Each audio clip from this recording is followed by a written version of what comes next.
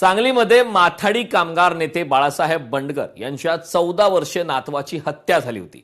या घटनेनंतर भाजप आमदार गोपीचंद पडळकर यांनी माथाडी कामगार नेते बाळासाहेब बंडगर यांच्या कुटुंबाची भेट घेऊन सांत्वन केले। गुरुवारी बंडगर यांच्या घरात घुसून तर संशोध निलेश गडदे व त्यांच्या साथीदारांनी गोळीबार केला होता। यामध्ये बंडगर यांना 14 वर्षे नातू वेदांत बंडगर हा ठार झाला होता। या घटनेने संपूर्ण सांगली जिल्ह्यामध्ये खळबळ उडाली होती।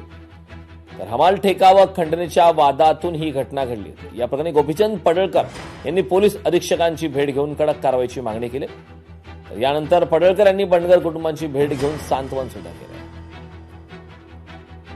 सगळे लोक एकाच गावातले आहेत, नात्यागोत्यातले आहेत आणि हे प्रकरण सातत्यानं वाढायला लागलेले आहेत। तर परत असं काही प्रकरण घडू नये याच्यासाठी योग्य काळजी पोलिसांनी घ्यावी अशा पद्धतीची विनंती माननीय एसपी साहेबांच्याकडे केली आहे। बरोबर आहे, जत मध्ये जर हे सगळं शांततेत सगळा विषय मिटला असता किंवा कारवाई झाली असती तर हे पुढचं जे प्रकरण झालं मुलाचं मर्डर होण्याचं ते मर्डर झाला नसता अशी भावना आम्ही इथं मांडलेली आहे। परंतु तो इथून पुढे पोलीस प्रशासनाने असे जेव्हा सेन्सिटिव्ह विषय येत आहेत तेव्हा अत्यंत गांभीर्याने या सगळ्या विषयाकडे बघितलं पाहिजे। लोकशाही मराठी ऐका, पहा, जागरूक रहा।